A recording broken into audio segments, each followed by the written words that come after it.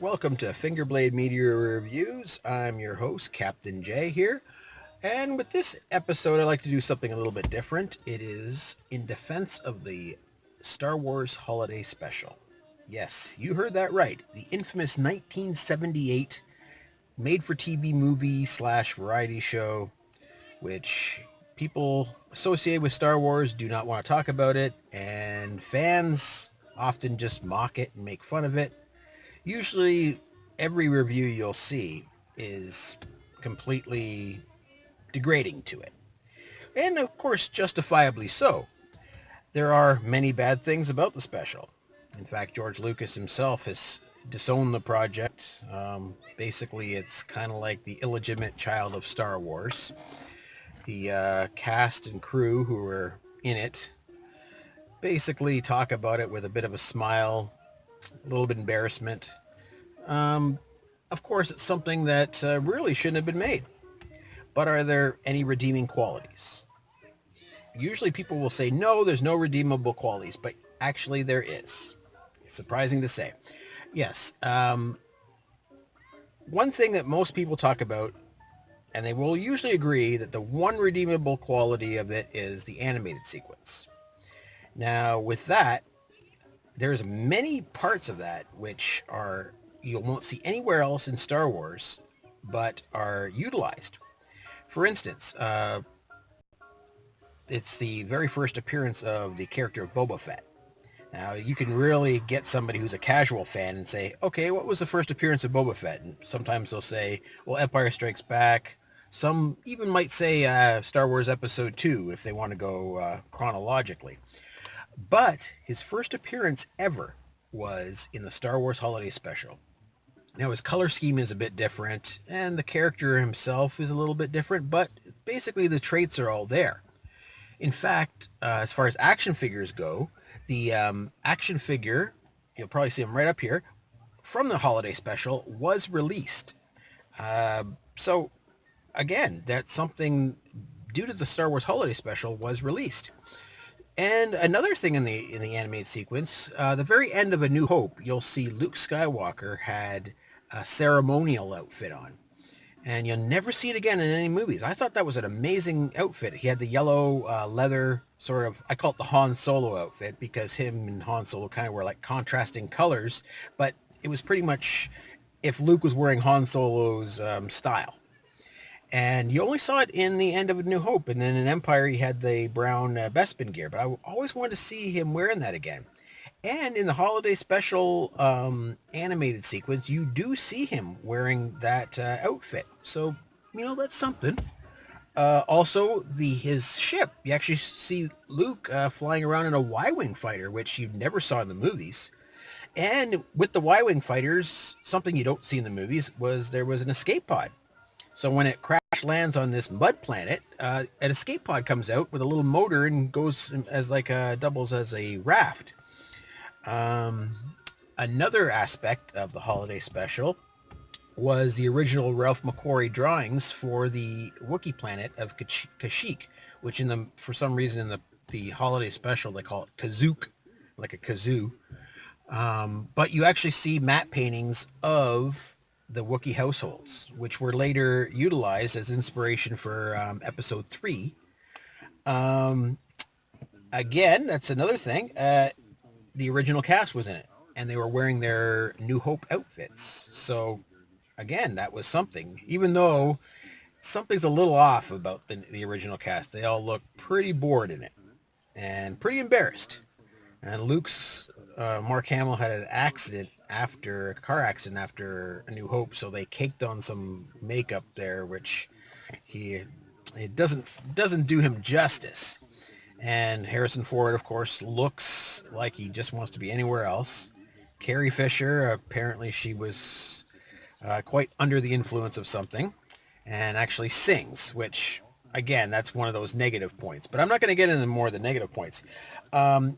Another aspect is it shows the Empire's hold on the galaxy, because you hear about it in the movies and you see a bit of it, but you don't see how it affects the rest of the civilians. You see a little bit of it on Tatooine and that, but you don't see And in this special, you see some curfews. You get to go back to the Cantina bar and see it once again, and there's actually a curfew there. So the Empire basically shuts them down. Um, there's a government-sanctioned television, which the Empire comes on and talks about, how there's curfews and rules and regulations, and they're, going to be going to people's houses and, whatever aliens' houses there are. So they come in uninvited. So it really shows them as the real villains here, which you don't really see as much in the movies. Like I said, you see them in the war aspect of it, but as far as how it affects the civilians, you see it in the Star Wars Holiday Special. You see, again, I was talking about the cantina. You see brand new alien creatures in the cantina, and it's nice to revisit it, even though the bartender is Beatrice Arthur, who goes into a sing-along thing. But there's a few new aliens in there, which was a nice little welcome addition. And an interesting note, the Snaggletooth character, when his action figure was released, it was actually I had a picture of him during the holiday special, because in A New Hope, you really didn't see too much of him. But another thing, that's good. Also, another little aspect, you see a few brief deleted scenes from A New Hope, because there is some stock footage of A New Hope in there, especially when the ships are flying. You can see it's obviously stock footage because they didn't spend a whole lot of money on effects budget.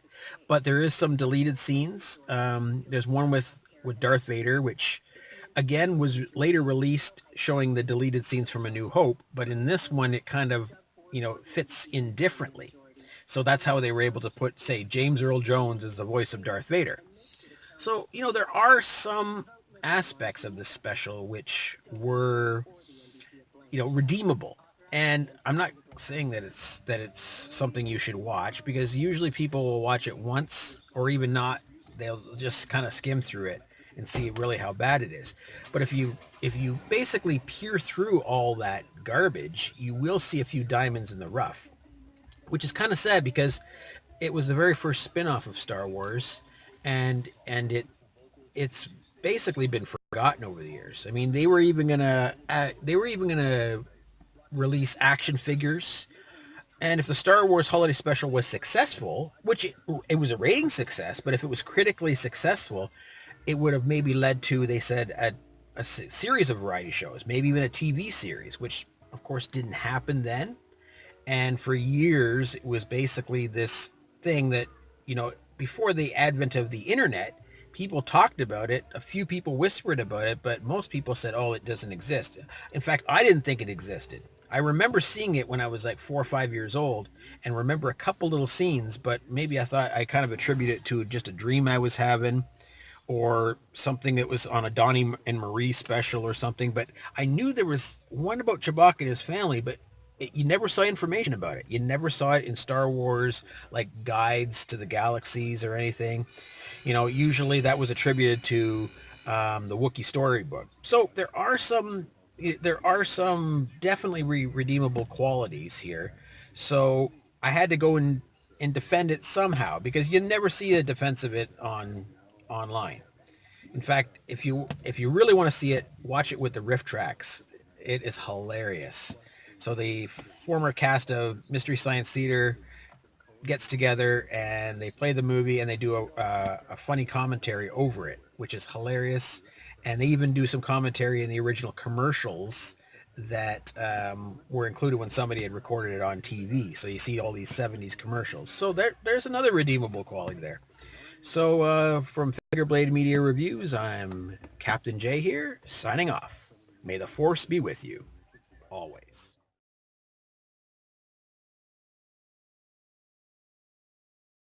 One interesting footnote with the Star Wars Holiday Special is the fact that its unavailability has actually been kind of counterproductive.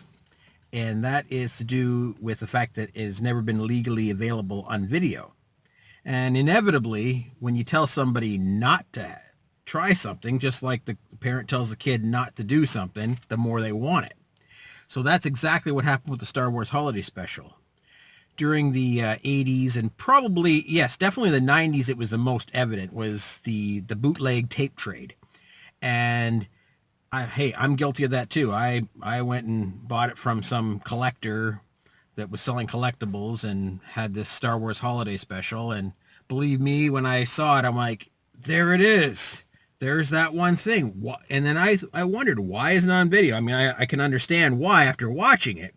But inevitably, when you make it unavailable, that's when it gains a cult following.